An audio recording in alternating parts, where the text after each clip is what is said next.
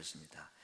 오늘은 그러면 예수님 안에 사는 것은 어떻게 사는 것이 예수님 안에 사는 것인가 하는 주제로 말씀을 드리고자 합니다. 자세한 내용들은 오늘 그 주보 칼럼에 지난주 설교를 비교적 요약을 해놓았습니다. 여러분께서 참고하시면 좋겠습니다. 먼저 예수님 안에 살아, 예수님께서 내 안에 살아라, 내 안에 거하라 하는 말씀을 많이 하셨는데, 바울은 이 말씀을 이렇게 이해를 했습니다. 빌립보서 1장 21절과 갈라디아 2장 20절에서 내게 사는 것이 그리스도다, 내 안에 예수님이 사신다, 이런 표현으로 내 안에 거하라는 예수님의 말씀을 이해를 했습니다. 별로 다른 거 없죠. 예수님께서 내 안에 거하라, 바울은 내 안에 예수님이 사신다, 또 내게 사시는 분이 예수님이다, 거의 같은 내용의 말씀입니다. 근데 이게 이제 어떤 의미를 가지고 있는가 하는 것은 오늘 좀 이해를 좀 할 필요가 있겠습니다. 분명히 예수님도 바울도 예수님 안에 거하는 삶이 있고, 그러한 삶을 사는 것이 우리에게 얼마나 중요한가, 이 삶을 살기만 하면 우리에게 주는 혜택이 참 크고 놀라운 것이 있다는 것은 우리가 말씀을 통해서도 알 수 있고, 이런 의미심장한 말씀하시는 거 볼 때에 분명히 이 삶에는 큰 하나님의 은혜가 있을 것이라는 것은 우리 미리 짐작할 만한 것입니다. 지난주에 제가 이런 표현을 썼습니다만, 우리 한 시대를 같이 살아가고 있는데 이 땅에는 개구리가 살고 있고 배추벌레가 살고 있고 사람이 살고 있습니다. 똑같은 세상이죠. 그런데 이들이 사는 세상의 삶의 영역, 삶의 범주는 차이가 많이 납니다. 개구리는 우물 안, 아니면 연못 안이 그의 삶의 전부입니다. 그가 경험할 수 있는 세계는 거기에 전부입니다. 배추벌레는 배춧잎 한 장이 그가 살고 있는 삶의 전부입니다. 그들의 삶의 영역은 그렇게 한정되어 있습니다.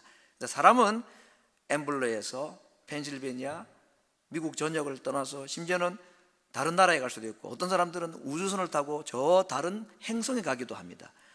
근데 똑같은 생명을 가지고 똑같이 살아가지만 삶의 영역이라는 것은 다 다르다, 삶의 영역 또는 삶의 범주가 다르다 하는 걸 말하고 있습니다. 여러분, 그렇다면 신자는 그냥 일반 세상 사람이 아니라 믿는 하나님의 백성은 삶의 범주 또는 삶의 영역이 어디여야 되는가에 대해서 예수님이 말씀하신 것입니다. 그것은 바로 예수님 안이라고 했습니다. 자, 우리는 배춧잎도 아니고 우물 안도 아닙니다. 믿는 자인 우리들이 살아야 될 삶의 영역이라는 것은 예수님 안이다라고 얘기했는데, 이게 이제 어렵죠. 예수님 안에 산다는 말이 무엇인가? 근데 예수님은 그런 삶을 말씀하셨고 그렇게 살기를 초대를 하셨다는 것을 생각할 때에, 이 예수님 안에 산다는 우리의 믿는 자들의 삶의 영역, 삶의 범주는 뭘 말하는가 하는 것을 좀 생각을 해야 되겠습니다. 결론적으로 말씀드리면은 예수님 안에 산다는 그 삶의 영역은 말씀 안에 사는 것을 말합니다. 오늘 그것을 제가 좀 강하게 말씀을 드리려고 합니다. 우리가 무엇을 산다, 뭔가를 살고 그것을 누린다고 할 때는 그 삶의 영역이 알과 함과 누림의 과정으로 되어 있다, 이렇게 볼 수 있습니다. 여러분, 알아야지 면장을 하든지 동작을 하든지 할 거 아니겠습니까? 세상에 어떤 것이 있는지를 모르면 사실은 모르고 삽니다. 여러분, 컴퓨터라든지 전화기의 기능을 아는 만큼 사용할 수 있죠. 모르면 그냥 전화기 밖에 아닙니다. 컴퓨터도 조금만 그 기능을 알면 정말 편리한 게 많이 있습니다. 신앙생활도 마찬가지입니다. 예수님 안에 살아가는 삶이라는 것이 있는데 그것이 무엇인지를 알고 또 그것을 살아야 그걸 누릴 수가 있다는 겁니다. 그래서 오늘 제가 이 안다는 것과 이 아는 것을 살아간다는 것을 제 경험을 하나 예를 들어 보겠습니다. 제가 이제 스키라는 운동이 있다는 것을 한국에 있을 때도 알았습니다. 그런데 한 번도 해보지 않았기 때문에 그 남의 이야기였죠. 미국 와서 제가 처음으로 스키라는 걸 한 20년 전에 타봤습니다. 우리 게 중고등부가 해마다 스키 출입을 가는데 차 2대로 가는데 운전자가 없어서 제가 따라서 운전을 하러 갔는데, 그 인솔자 한 명에게는 그 무료로 하나 이게 티켓을 줘요. 그래서 제가 그 공짜 티켓 가지고 스키라는 걸 생전 처음 타봤습니다. 근데 봉건이 있어가지고 나를 바로 일자로 딱 11자로 잘 세워가지고 위에서 쫙 내려갔습니다. 잘 내려가더라고요. 굉장히 빠른 속도로. 서지를 못해요. 스키는 서는 방법과 넘어지는 방법을 모르면 타면 안 되잖아요. 지금 제가 너무너무 감사한 건 그때 뼈 안 부러진 걸 지금도 감사하고 있습니다. 지금 생각하면 정말 위험천만한 일을 한 거예요, 그걸요. 근데 우리 중고등학생들이 아무도 저에게 어떻게 하라는 얘기를 하질 않았습니다. 아마 제가 잘 안다고 생각했던 모양이죠. 근데 지금 제가 이름은 얘기 안 하겠지만 그때 청년 한 명이 생명의 은인처럼 제게 와가지고 정말 치근한 마음으로, 불쌍한 마음으로, 목사님 스키 나를 일자로 하면 절대 안 되고요, A로 딱 해가지고 속도를 줄일 줄 알아야 됩니다 하고 횡 하고 가버렸습니다. 그나마 그게 스키를 탈 수 있는 이유가 되었던 거죠. 여러분, 스키라는 운동이 있다는 걸 알아야 되지만 그걸 어떻게 하는지를 모르면 살지를 못합니다. 누리지를 못합니다. 예수님 안에 있는 삶이 여러분 있습니다. 그 예수님 안에 있는 삶이 무엇인지를 모르면 못 사는 거죠. 살지 못하면 누리지 못합니다. 그냥 우물한 개구리로 배춧잎 한 장에 그냥 살아가는 삶을 사는 것이, 믿는 자들은 우리들이 그런 삶을 살아간다? 이건 너무 억울한 겁니다. 그래서 예수님께서 배춧잎과 우물 안에 있는 우리들에게 거기 살지 말고 내 안에 살아라 라고 말씀을 하신 겁니다. 왜? 그 안에, 예수님 안에 사는 삶을 사는 자들이 누리는 하늘 아래서 아니라 이 땅에서의 풍성한 삶, 그걸 요한복음 15장 11절에서는 기쁨이라는 단순한 표현으로 썼습니다. 그 기쁨이라는 것이 기쁨 하나만 말하겠습니까? 그 기쁨이라는 속에는 예수님께서 우리에게 주시고자 하는 모든 것, 예수님 안에서 살아가는 자들이 누릴 수 있는 이 땅의 모든 것이 다 포함이 되어 있는 것을 한 단어로 표현한 것 뿐이죠. 요한복음 10장 10절의 말씀을 하면 그건 풍성한 생명력을 말씀을 하고 있습니다. 그래서 오늘 예수님 안에 있는 삶이라는 것이 있다는 것, 그걸 어떻게 사는 것인지를 알고 그 다음에 그걸 살 때에 누림이 있고 열매가 있고 풍성함이 있다는 것, 그래서 거기 잊지 말고 내 안으로 들어오라, 내 안으로 들어오라고 예수님이 계속 초청을 하시는 것입니다. 여러분, 예수님은 우리를 두 번 초청하셨다고 생각하고 있습니다. 하나는 구원으로 초청하셨죠. 그러나 구원받은 자를 또 한 번 더 초청하십니다. 어디로? 예수님 안으로 와서 살라고 말씀하십니다. 이 세상에 믿는 자들은 예수님 안에 사는 사람이 있고, 구원은 받았지만 예수님 밖에서 살아가는 사람들도 있습니다. 그 삶의 차이는 너무나 크다는 것을 예수님이 말씀하셨습니다. 자, 그러면 예수님 안이라는 건 뭘까요? 그건 예수님의 말씀입니다. 너희가 내 안에 거하고 내 말이 너희 안에 거하며, 요한복음 8장 오늘 본문 말씀도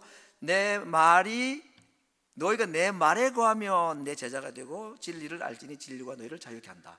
그리고 예수님은 말씀이고 예수님의 말씀은 곧 하나님이다. 이 도식을 가지고 오늘 내 안에 거하라는 말씀의 의미를 좀 생각을 해보겠습니다.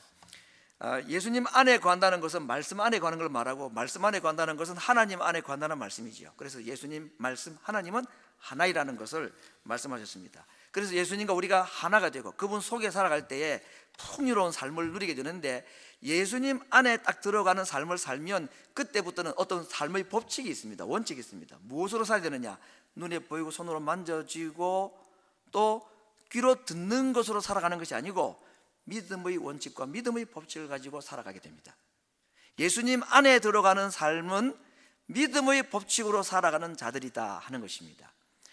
자, 여러분, 믿음의 법칙으로 살아간다, 눈에 보이고 귀에 들리고 손으로 만져지는 이 세상의 것이 아니라 믿음의 눈으로 보고 듣고 말하는 삶을 살아가는 것이 어떤 혜택이 있는가, 제가 생각을 좀 해봤습니다. 믿음의 법칙 또는 믿음의 원칙으로 이 세상을 살아가는 자들에게 주시는 약속이 무엇인가를 생각해 보니까 많은 말씀들이 있는데, 그 중에 예수님께서 하신 말씀 중에 마가복음 16장에 있는 이 표현을 한번 생각해 봤습니다. 이건 해석의 여지는 분명히 있습니다만은 예수님이 하늘나라로 올라가시면서 믿음으로 살아가는 자들에게 주시는 5가지의 약속이랄까, 혜택을 말씀하셨습니다. 첫 번째, 믿는 자에게 이런 표적이 따르니 곧 저희가 내 이름으로 귀신을 쫓아내며, 여러분, 귀신이 있습니다. 새 방언을 말하며 뱀을 집으며 무슨 독을 마실지라도 해를 받지 아니하며 병든 사람에게 손을 얹은즉 나으리라. 여러 가지 해석의 여지는 있지만 믿는 자에게 따르는 표적, 예수님 안에 살아가는 자들이 살아가는 믿음의 원리를 가지고 살아갈 때 주어지는 그냥 아주 극단적인 좋은 예 중에 하나로 이러한 세계가 있다고 말씀을 하고 있습니다.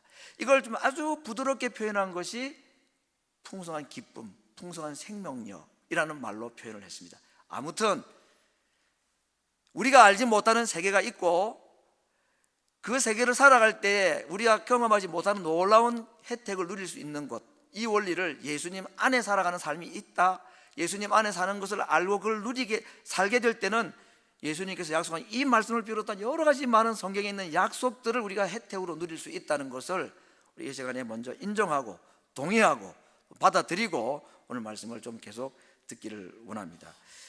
오늘 이제 우리가 주제로 살펴볼 것이 예수님의 말씀, 예수님 안에 거하는 것은 예수님의 말씀 안에 거하는 거라고 그랬죠. 그 예수님의 말씀이 뭘까? 성경 말씀 아닙니까? 예. 그런데 요한 사도가 이 예수님의 말씀에 대해서 참 많이 말을 했습니다. 요한복음, 요한일서, 요한계시록 다 요한이 쓴 편지들 아닙니까? 이 요한의 서신서들 가운데 말씀이 무엇인가? 성경에서는 로고스라는 단어를 쓰고 있습니다. 하나님의 말씀, 예수님이 말씀할 때 이 말씀을 로고스라는 단어를 쓰고 있는데, 이 로고스에 대해서 요한복음 1장 1절 이하에서는 이렇게 말씀합니다. 태초에 말씀이 로고스가 계셨다. 이 말씀이 하나님과 함께 계셨다고 그랬고, 이 말씀은 곧 하나님이라고 말했습니다. 그리고 그 말씀이 나중에 육신이 되셨다. 예수님의 성육신 사건을 말씀이 육신이 되었다. 이게 로고스입니다. 예수님 안에 거한다고 할 때 이 말씀을 말할 때 이 로고스라는 거에 천지를 창조하신 것, 그 다음에 예수님 육체를 입으신 그분이 바로 무엇이다? 말씀이다, 로고스다, 그렇게 말했습니다. 요한 1서에서는 생명의 말씀을 눈으로 보고 귀로 듣고 손으로 만졌다. 여러분, 눈으로 보고 귀로 듣고 손으로 만진 건 우리가 사람하고 대화하고 사람하고 서로 만지는 걸 말하지요. 예수님을 요한이 눈으로 보고 귀로 듣고 손으로 만졌다라고 말했습니다. 그렇죠. 예수님 품에 늘 안기어다시피 해가지고 식사했던 사람이 요한이니까 이 말은 요한에게는 틀림없는 말입니다. 그런데 요한은 내가 예수님을 보고 듣고 만졌다고 말하지 않고 무엇을 보고 들었다 말했죠? 생명의 말씀을 보고 듣고 만졌다. 이게 무슨 말을 하는 거예요? 요한은 지금 예수님이 누구라는 걸 계속 강조하는 거죠. 말씀이다, 로고스다 라는 걸 계속 말씀하고 있는 것입니다. 어려운 표현이지만 계속 그 얘기를 하고 있는 겁니다. 마지막 그의 서신서로 갈 수 있는 요한계시록에서는 피 뿌린 옷 입으신 분을 보았다 그랬습니다. 누구를 상징 딱 떠올릴까요? 예수님이죠, 당연히. 피 뿌린 옷을 입으신 분을 요한은 뭐라고 불렀느냐? 하나님의 말씀이라고 그랬습니다.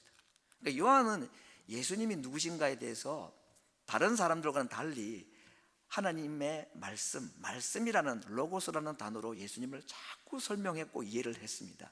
아마 요한이 나름대로 이 로고스 사상에 어느 정도 조금 깨달음이 있었기 때문이기도 하겠지만, 오늘 우리들에게도 잘 깨닫지 못한 우리들에게도 이 말씀을 계속 남겨주신 이유는 우리가 예수님 안에 거하는 것이 엄청난 복인데, 그 삶이 예수님 안에 거한다는 말이 어떤 말인가를 이 단어로, 말씀이라는 단어 또는 로고스라는 단어로 설명하기 위해서 이런 표현을 요한이 계속해서 사용했다고 볼 수가 있습니다.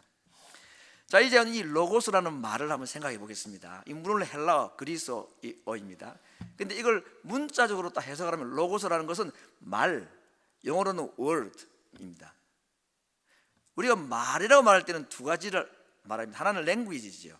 한국어, 미국어, 스페니쉬, 이게 랭귀지입니다. 근데 예수님이 로고스다, 예수님이 말이다, 말씀이다 말할 때는 이 예수님이 랭귀지라는 말이 아닙니다. 말씀이 육신이 되었다, 영어가 육신이 되었다 말입니까? 뭐 스페니쉬가 육신이 되었다 말입니까? 그 말은 아니잖아요, 그렇죠? 그러니까 예수님이 말씀이라고 말하고 그 말씀이 육신이 되었다 할 때 이 두 번째 말의 의미는 조금 어려운 표현이지만 이해를 이렇게 하면 되겠습니다. 그 말 안에는 그 말하는 사람이 들어가 있다, 이런 표현입니다. 뭐 우리 예를 들면 대통령이 어떤 문서나 발행을 하고 사인을 하면 그 글은, 그 말은 대통령의 말이 되는 거죠. 그러면 그대로 지켜져야 되는 것입니다.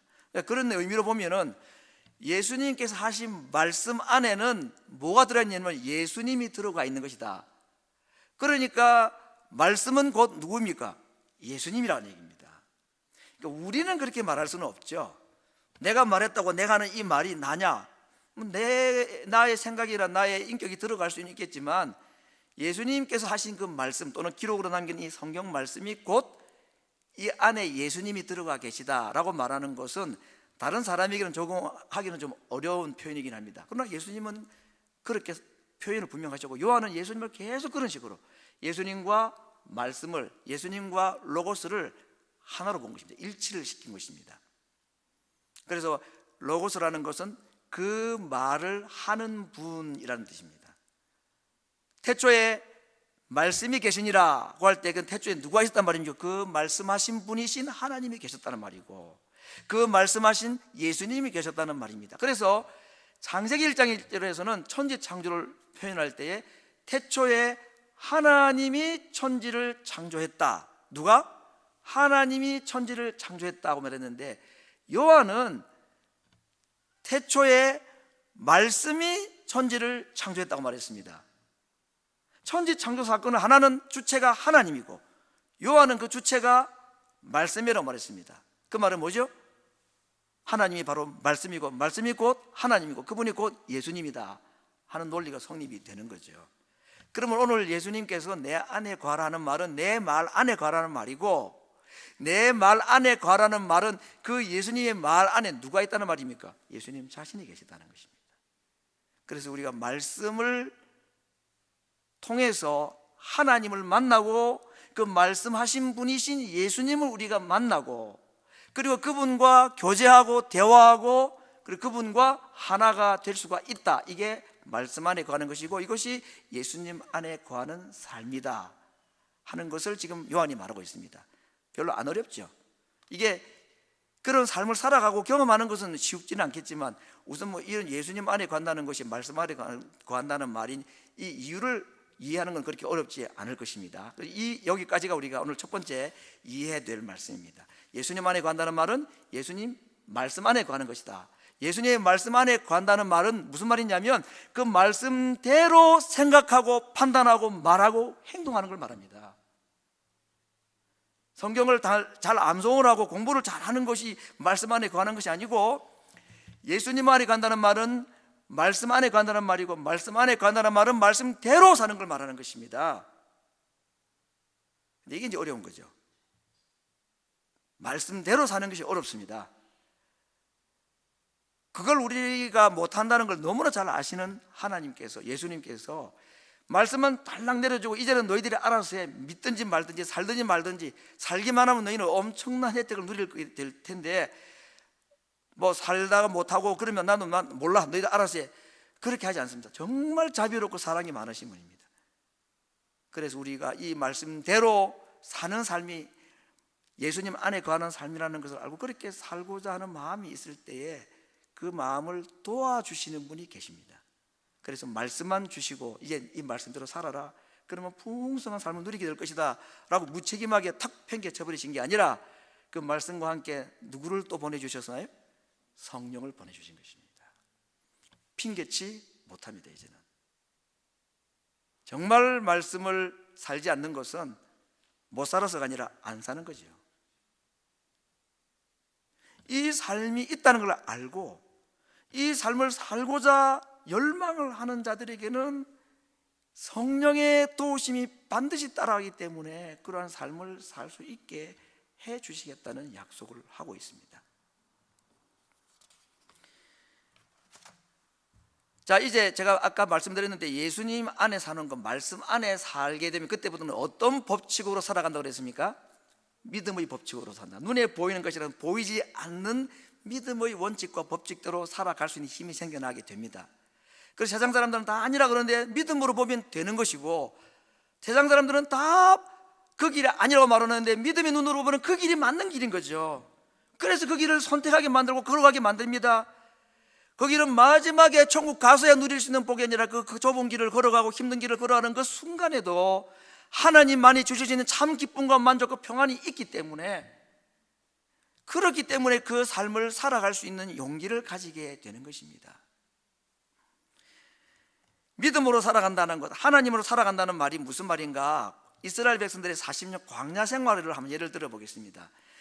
이스라엘 백성 40년 광야 생활은 어떤 삶이에요? 사막의 삶이었죠. 그때는 두 가지 세계가 있었는데, 하나는 사막이라는 세계가 있었습니다. 그 사막의 세계는 배고픔과 목마름과 위험이 있는 그야말로 방랑자의 세계가 있었습니다. 그런데 하나님께서는 광야를 살아온 이스라엘 백성들에게 또 다른 세계를 하나 준비해 주셨습니다. 그게 뭐냐면 은혜와 보호라는 하나님의 세계도 함께 마련해 두셨다 하는 것입니다.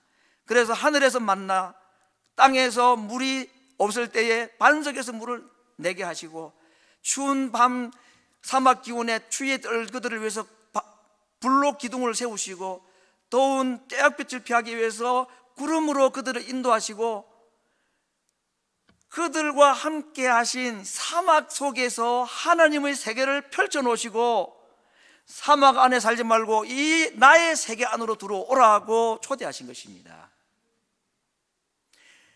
그 세계 속에 들어가는 자들은 사막과 관계없는 삶을 사는 자들입니다.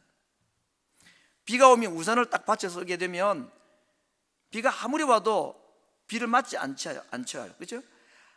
사막의 세계를 살아가는 사람들 속에 하나님의 세계라는 우산 안에 딱 들어가면, 하나님의 세계 안에도 들어가게 되면 사막과 나는 상관이 없는 자입니다. 하나님이 주시는 보호를 누리며 살아가는 자인 것입니다. 그런데 이스라엘 백성 결국은 그 안으로 못 들어왔죠. 사막 안에 살다가 2명을 제외하고는 다 사막의 모래바람에 다 묻혀버리고 말았습니다. 구원을 받지 못했습니까? 아니죠.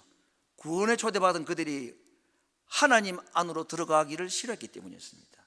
하나님의 말씀 안에 들어가는 것을 그들이 포기했습니다. 믿음으로 살지를 못했죠. 그런 자들에게는 불안과 원망과 염려만 계속해서 쌓여 있었습니다. 그래서 홍해를 건넜음에도 불구하고 그들은 사막의 세계로 살다가 사막에 묻혀 죽어버린 사람들이었습니다. 하나님 우리를 홍해를 건너서 구원하셔서 사막을 보내게 하시지만 그 안에 하나님의 세계를 펼쳐 놓으시고 그 안으로 들어오라고 말씀하시는 겁니다. 예수님을 통해서, 그분의 말씀을 통해서 우리는 그 세계 안으로 들어갈 수가 있습니다. 이 세상은 지금 2가지 세계가 있습니다. 여러분, 세상 사람들이나 믿는 사람이나 할 것 없이 함께 걸어오는 이 사막의 세계가 있는가 하면, 그 가운데 구름기둥 불기둥으로 하늘의 만나와 반석에서 사는 물로 하나님의 인도와 보호라는 또 다른 하나님의 세계를 우리에게 펼쳐 놓으시고 그 안으로 들어오라고 하는 것입니다. 무엇을 통해서? 말씀을 통해서 들어오라. 그런 삶을 살아가기를 하나님은 우리에게 초대하고 계시다 하는 것입니다. 이런 삶을 살아가는 자들에게 하나님께서 주시는 약속이 오늘 앞에 말씀드렸던 생명의 풍성함, 예수님의 기쁨, 저는 또 다르게 표현했습니다. 참 만족, 참 기쁨, 참 평안. 만족, 기쁨, 평안. 여러분, 인생을 살아갈 때 많은 것이 필요하지만 이 3가지만 있으면 충분하지 않습니까? 모든 걸 다 가져도 만족과 평안과 기쁨이 없는 것은 그게 사막이죠. 그런데 하나님께서 우리에게는 이 만족과 평안과 기쁨을 주기를 원하신다는 겁니다. 이 말씀의 세계 안에 들어오게 되면 그런 삶을 살게 해주시겠다는 것입니다. 이것은요, 하나님만이 주실 수 있는 것입니다.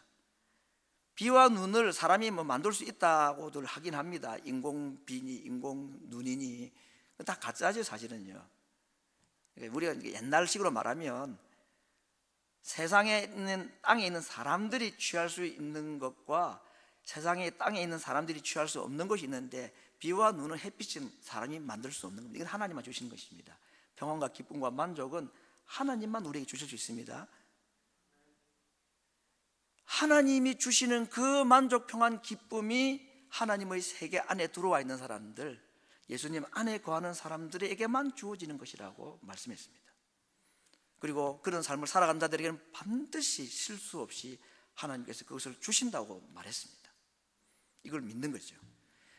알아야 살고 살아야 누리는 겁니다. 하나님 안에의 세계가 있음을 알아야 하고 그걸 어떻게 사는지를 알아야 살 수 있습니다. 살아야 누리는 것입니다.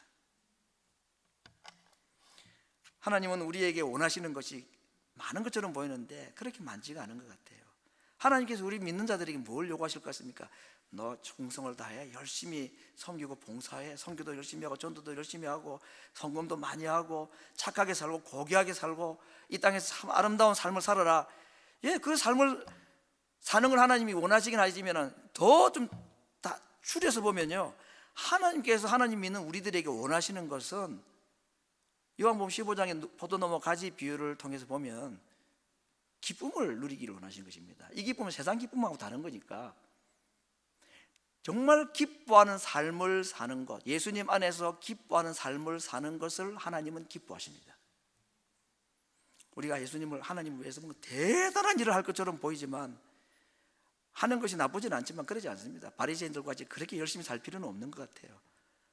하나님 우리에게 많은 명령을 줘놓고 그대로 지키면 기뻐하는 그런 폭군이 아니십니다. 기쁨을 주셔서 그 기뻐하는 삶을 살아가는 그 기쁨이 예수님 안에 관한 삶입니까? 결국 예수님께서 이 포도나무 가지 비유는 예수님이 죽기 전에 마지막 설교입니다. 그 마지막 설교를 통해서 하시고 싶어 하시는 말씀은 오늘 우리들에게 하나님께서 정말 기쁨을 주기를 원하신다는 것입니다. 세상의 기쁨이 아닌 하나님 안에 주시는 기쁨, 그 기쁨은 예수님 안에 삶을 살아갈 때 주어지는 것, 그것도 저절로 맺히는 것이라고 약속을 하신 것입니다. 예수님께서 오늘 이 말씀 요한복음 15장에 내 기쁨이 너희 안에 있어 너희 기쁨을 충만케 하기를 원한다 하고 포도나무 가지 비유를 말씀하신 때가 언제인지 아십니까 여러분? 요한복음 13장부터 시작된 최후의 만찬 석상에서 하신 설교입니다. 다른 사도들은 이 부분을 몰랐습니다. 기록 안 했습니다. 요한만 이 가지 비유가 최후의 만찬 석상에서 하신 것이라는 것을 잘 밝혀주고 있습니다. 예수님이 지금 불과 몇 시간 뒤에는 어떤 일이 벌어집니까? 가룟 유다에게 팔려가게 되고 베드로는 자신을 모른다고 3번 부인할 걸 알고 계시고 제자들은 다 뿔뿔이 흩어질 것이고 그러면 군인들의 손에 이끌려서 매를 맞고 채찍에 맞아 피투성이가 되실 분이고 그리고 얼마 뒤에는 못에 박혀 십자가에 달려 돌아가실 분, 이것이 지금 예수님께서 이 설교를 하고 계신 이후에 몇 시간 뒤에 일어날 일들입니다. 기쁨이 있을 수 있을까 이분이? 모르면 모르겠거니와 앞으로 어떤 일이 벌어질지 너무나 잘 아시는 예수님께서 어떻게 기뻐할 수 있습니까? 그러면서 내 기쁨이 있어 너희에게 주어 너희 기쁨을 충만케, 도대체 자신의 기쁨이 어디서 온단 말입니까? 예수님의 이 기쁨이 어디서 왔을까요? 하나님 안에 있었기 때문에 온 기쁨입니다. 예수님은 마지막 돌아가시는 그 순간까지도 모든 사람들이 자기를 떠나고 배신하는 그 순간에도 예수님은 자기의 위치를 알고 계셨습니다. 자기는 예수님 하나님 안에 계셨다고 했습니다. 하나님 안에 있는 자에게는 이런 엄청난 고통의 순간이 찾아온다 할지라도 하나님께서 주시는 기쁨이 그에게 들어갈 수밖에 없습니다. 그것도 겨우겨우 아픔과 슬픔을 이길 수 있는 기쁨이 아니라 넘쳐서 다른 사람에게 나누어 주는 기쁨, 하나님 안에 있는 자들에게 주시는 기쁨이 예수님에게 있었고 그래서 그 기쁨을 내가 너희들에게 주기를 원한다 라고 말씀하신 것입니다. 그 비결은 하나님 안에 있는 것이었습니다. 그래서 예수님 말씀에 너희도 내 안에 거하라. 내가 하나님 안에 거하니까 이 상황에 나는 기뻐할 수 있다. 그러니 너희도 나처럼 내 안에 거하면 내 기쁨이 너에게 가서 너희 기쁨이 충만하게 될 것이다 라고 말씀하십니다. 자신이 그걸 경험하고 하시는 말씀이죠.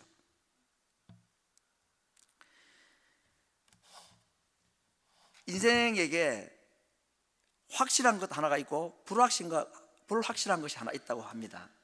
말을 하기를 좋아하는 사람들이 이렇게 이제 우리가 다 아는 얘기인데 말을 재밌게 하는 거죠. 인생에게 불확실한 게 뭐냐? 삶이라는 것은 불확실하다. 그렇죠. 엄마 뱃속에서 있다가 태어나는 순간부터 이 인생은 불안합니다.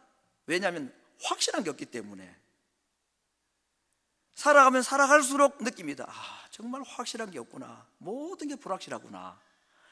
그리고 불확실한 것을 계속 느끼다가 나중에는 확실한 사실 하나 더 깨닫습니다. 모든 것이 불확실한데 확실한 것이 하나 있구나.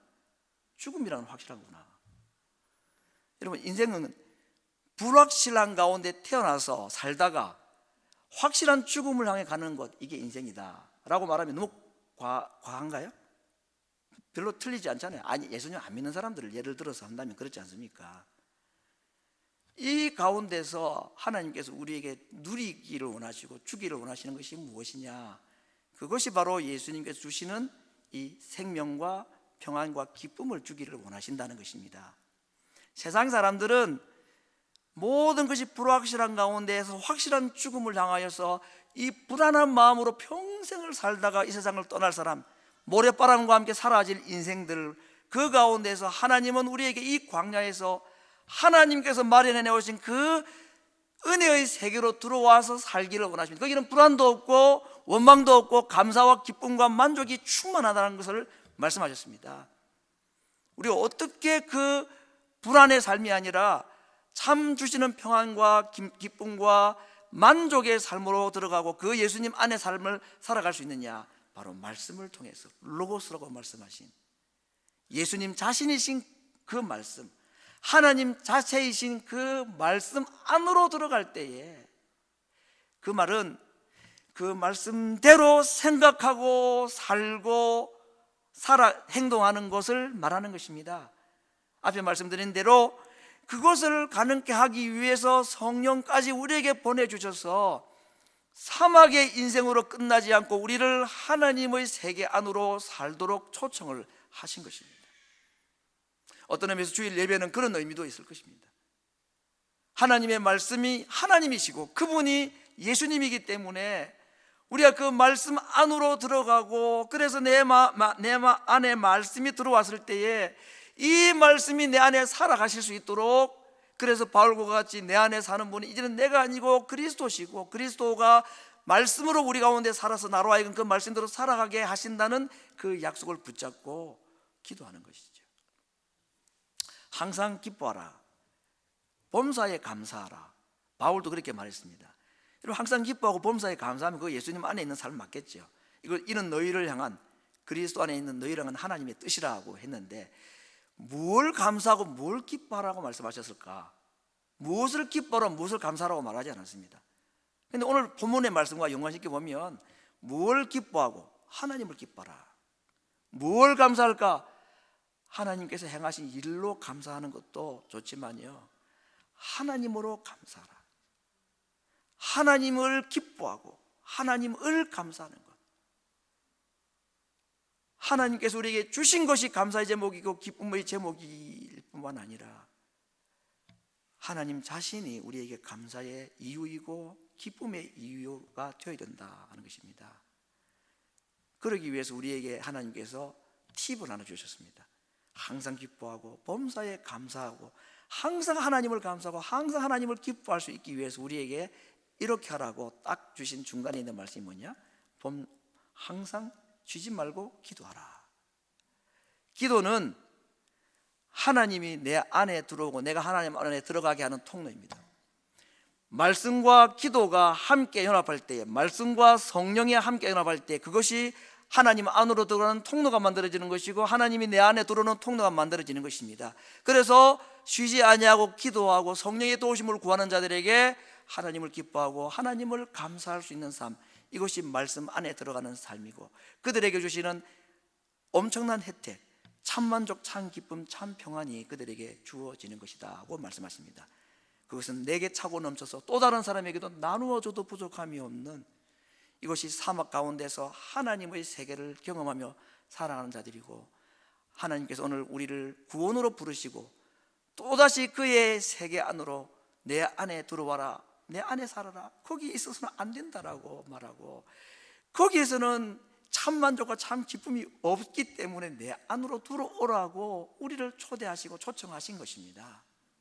그리고 그것이 어떤 것인지 주님은 친히 경험하시고 우리들에게 보여주시고 말씀을 남기시고 성령을 보내셔서 우리도 그와 함께 그 안에 들어가는 삶을 살다가 영원한 하나님 아닌 저 하나님 나라에 들어가는 이 약속을 우리에게 주신 것입니다.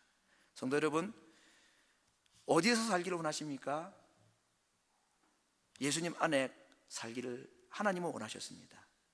말씀과 성령 안에서 이 예수님 안에 들어가는 삶을 살아서 말씀대로 살고 행동하고 말씀대로 생각하고, 이것이 힘들 때마다 성령께 도움을 구함으로 말미암아 나는 할 수 없었던 것을 하나님의 도우심으로 살아 경험하고, 그래서 예수님이 누렸던 죽음 앞에서 가졌던 그 평안과 기쁨이 우리 안에도 풍성하게 임하는 이 땅에 살지만 하나님의 나라로 살아가는 하나님의 백성들 되기를 말씀으로 축원합니다. 우리 같이 기도하겠습니다. 예수님 안에 사는 것이 무엇인지를 알았습니다. 어떻게 하는 것인지도 알았습니다. 살 수 있게 성령님 도와달라고 기도하고,